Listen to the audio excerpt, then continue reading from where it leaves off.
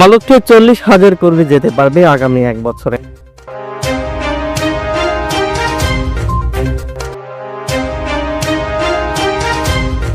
দেখছিলেন সংবাদ শিরোনাম, এবার বিস্তারিত। বাংলাদেশ থেকে আগামী 1 বছরে 30 থেকে 40,000 কর্মী মালয়েশিয়ায় যাওয়ার সম্ভাবনা রয়েছে বলে জানিয়েছেন প্রবাসী কল্যাণ ও বৈদেশিক কর্মসংস্থান মন্ত্রণালয়ের উপদেষ্টা ডক্টর আসিফ নজর।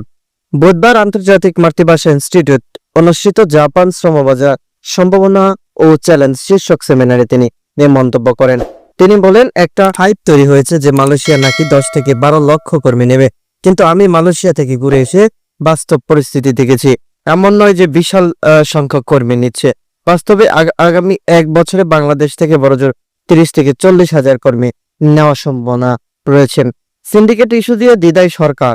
ডক্টর আসিফ নজরুল আরো বলেন, আগের সরকার মালয়েশিয়ার সঙ্গে একটি চুক্তি করেছিলেন, সেখানে বাংলাদেশ রিক্রুটিং এজেন্সির তালিকা দেবে আর মালয়েশিয়া বেছে নেবে।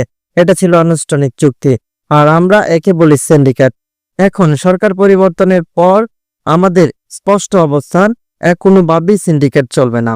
তবে চুক্তি এখনো বহাল থাকায় সরকারের সামনে আছে 2টি কঠিন পথ।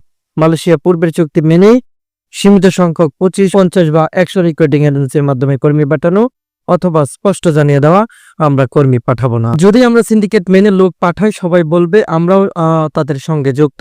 এবার যদি কাউকে পাঠানো না হয়, তাহলে অন্তত 30 থেকে 40,000 কর্মী যাওয়ার সুযোগ হারাবে। এর প্রভাব পড়বে 1 থেকে 2 লাখ পরিবারের উপর।